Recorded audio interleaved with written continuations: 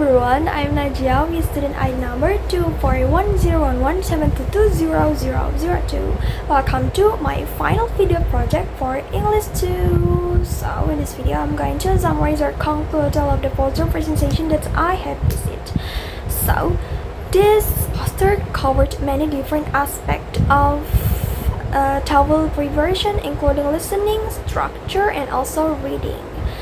My friends, each group did an amazing job presenting their topics, and I've learned so much from all of them.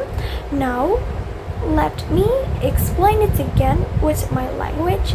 The ideas, strategies, tips that were shared in each poster. I hope this video helps you to review and reflect on what we've learned together. Let's get started. So, the first section is listening poster, and the first listening posters that I have visited is owned by Ramadan Hakim with Rani Malana. So their poster is listen for and true conditions. The skills help us understand when someone says something imaginary or unreal. And the sentence usually follow the pattern, and the pattern always if plus past or past perfect. The signals always shows an imaginary situation. For the example, if someone says, if I had time, I would help you, so the real mean is they don't have time because they don't help you, and they use if. That's easy. And we're going to move the poster 2.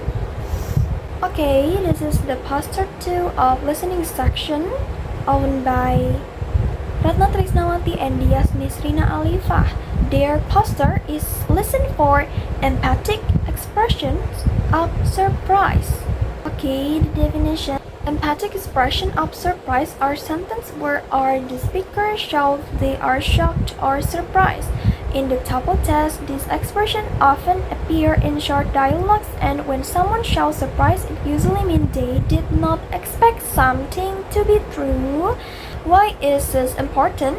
Because when you hear an emphatic expression, you need to understand what the speaker actually believed before.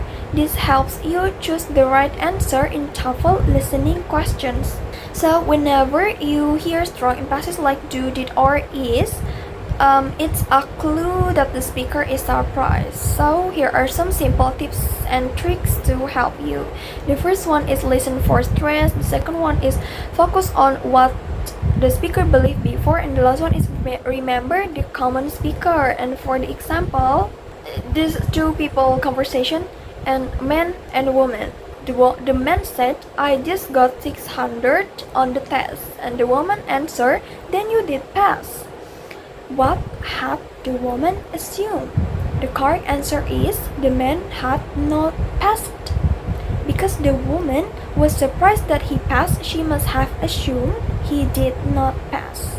Okay, everyone, we're going to move to the second section as structure posters, and I've visited is from Melinda Maghribi with Yasir Abdillah first, and their poster is object of preposition. What is an object of preposition? An object of a preposition is a noun, pronoun, noun clause, and also gerund. You know gerund? Gerund is a verb plus ing. An important note, the object of a preposition is not the subject of the sentence. Okay, for the example, we have in the school. School is the object of int. The second example, by plane. Plane is the object of by.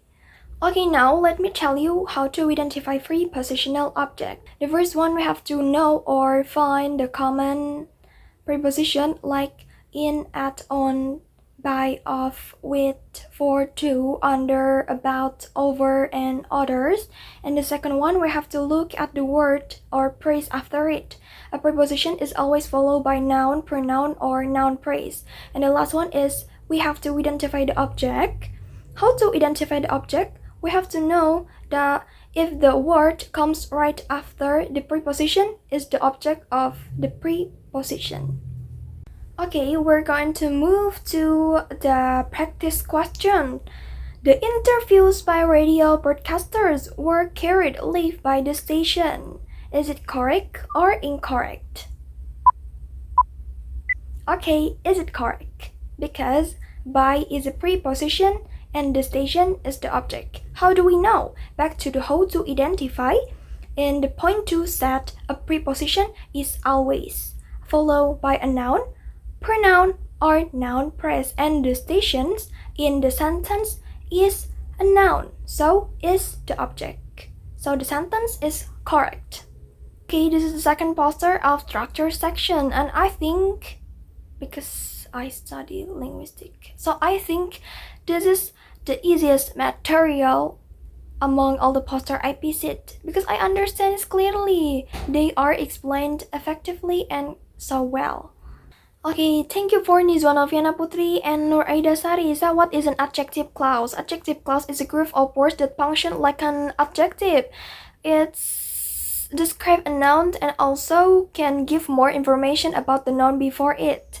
Adjective clauses usually begin with special connectors such as who, whom, whose, which, and that. It's 5. And let me explain each connector one by one with examples. The first one is who. Who is used for people as the subject. And the example, the teacher who helped me is very kind. Who helped me in the sentence refers to the teacher because the teacher is the subject. The second one is whom. Whom is also used for people but as the object. For the example, the girl whom I met yesterday is my classmate. Whom I met in this sentence is refers to for the girl because the girl is the object. Okay, the third one, whose. This shows possession. For the example, the student whose book is lost is looking for it. Whose book is lost in this sentence refers to the student. Okay, the next one is which used for things, not people. For the example, I like the book which you recommended.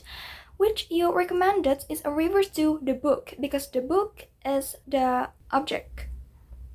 Okay, the last one is that. This can be used for people or things, and it's very common in both spoken and written English. For example, the glass that she puts on the table contains milk. Okay, let's try practice sentence from the poster.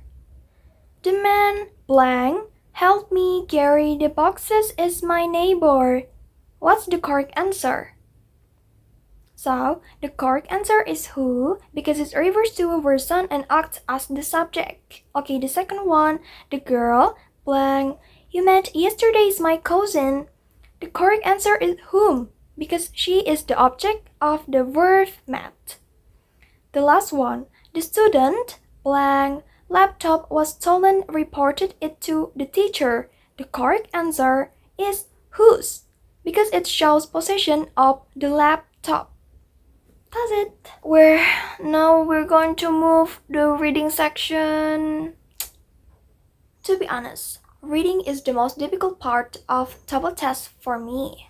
I don't know why, but when you pace a long passage and don't understand what the topic's about, it becomes really hard to answer the following questions, right? So that's why I'll try my best to study and improve my reading skills properly. And we have reached the last section. The reading section. Okay, the first poster in the reading section I visit is from Rizik Zaini Al-Banjari and Harimawan Hakim. So their poster talk about definition from structural clues. The definition, this means finding the meaning of a word by looking at the sentence around it. We don't need a dictionary, we just use clue from the passage. What's the purpose? This skill helps us guess the meaning of difficult words in TOEFL just by looking at how they are used in the sentence. For the example, in the passage, the phrase positive reinforcement is explained with examples like a gift, a reward, or money. From that, we understand that positive reinforcement means giving something good to encourage behavior. Tips to find the meaning. The first one, look for signal words like means, is, and refers to. The second one, check if the word is followed by an example. Then, Look for synonyms or opposite words. The last one is use the meaning of other words around it. Okay, I don't know how to explain it well and I just understand till that. So we're going to the example questions. The word venom in the passage is closest in meaning to. The correct answer is B, because the passage says venom can cause pain or paralysis, so it means something dangerous or poisonous. Next poster is from Not Apipah and Nayashara. Their poster is about determined tone or purpose. Tone is the author's attitude. It can be happy, angry, serious, or funny. And purpose means why the author wrote the passage, to inform, persuade, or entertain. Purpose of the skill. Understanding tone and purpose helps you figure out the writer's message and feeling. This is important in TOEFL reading questions. For the example, I was very happy with the school event. Everyone worked together and it went really well. The questions: what is the tone of the text? The answer is happy. And the second question: what is the purpose of the text? And the answer is to share a good experience. After exploring and studying all 6 posters, I realized that preparing for the TOEFL test is not only about memorizing grammar or vocabulary, but also about developing smart strategies to understand and respond to English in different forms. The listening section taught me to listen more actively, not just to words, but to what they really mean. By learning how to catch on through conditions, I now understand how to recognize when someone is speaking about something that didn't actually happen. And through empathic expressions and surprise, I've learned to listen for tone, emotion, and reactions, which are often hidden clues in the listening questions. These are powerful tools because TOEFL listening often tests how well we understand not only fact but also feelings and implied ideas. In the structure section, I realized how small grammar mistakes can lead to the wrong answer.